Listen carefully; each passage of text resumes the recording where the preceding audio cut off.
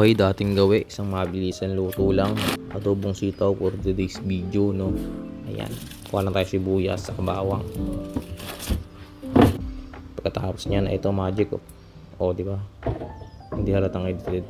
Ayan, sa akin nag-guide na ako diyan ng karne, panlahok. Di ba? Para masarap. Kailangan naman sitaw lang.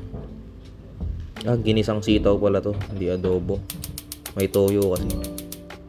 Ayan, bukas na tayo ng kalan.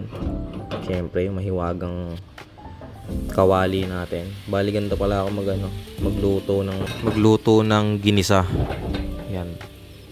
Inuuna ko muna yung karne para mabilis siyang maluto. Ayan, parang ganyan.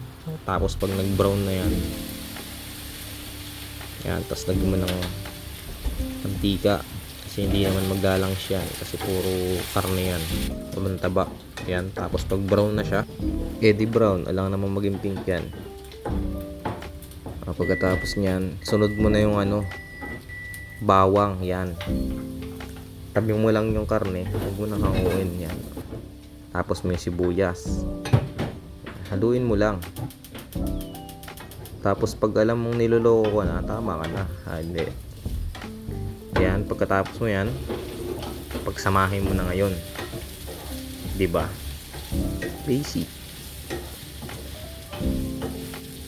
And tapos, medyo tagalan mo lang yung halo para manood yung lasa ng sibuyas sa bawang dun sa karne. 'Di ba? Ganun dapat. Yan, tapos sunod mo na yung sitaw.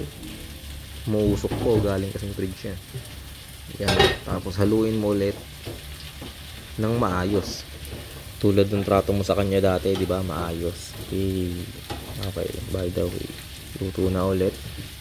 Ayun, laglag. Wala pang 5 minutes yan. Balik yan. Di ba?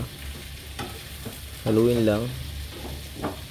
May nalaglag na naman. Wala pang 5 minutes ulit yan. Balik ulit yan.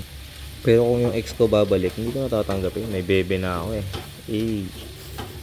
landi.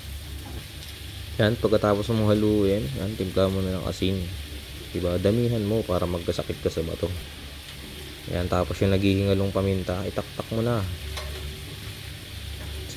Yan, silver swan, baka naman. Okay, konti lang. Konti lang sabi.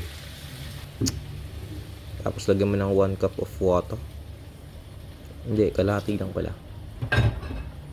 Tapos haluin mo ulit. Ganyan lang magluto. Pag natuto ka, pwede ka na mag-asawa. Ikaw na nanonood. Pagkatapos nyong haluin, takpan mo. Tapos intay ka ng matagal. Tulad nung reply ng baby mo, ang tagal. Ayan, pagkatapos nyan pala, tikman mo na. At kung pasok mo sa panlasa mo, patayin mo na at kumain ka na. Okay, okay daw. Nilagyan ko lang pala ng isang dakot na asukal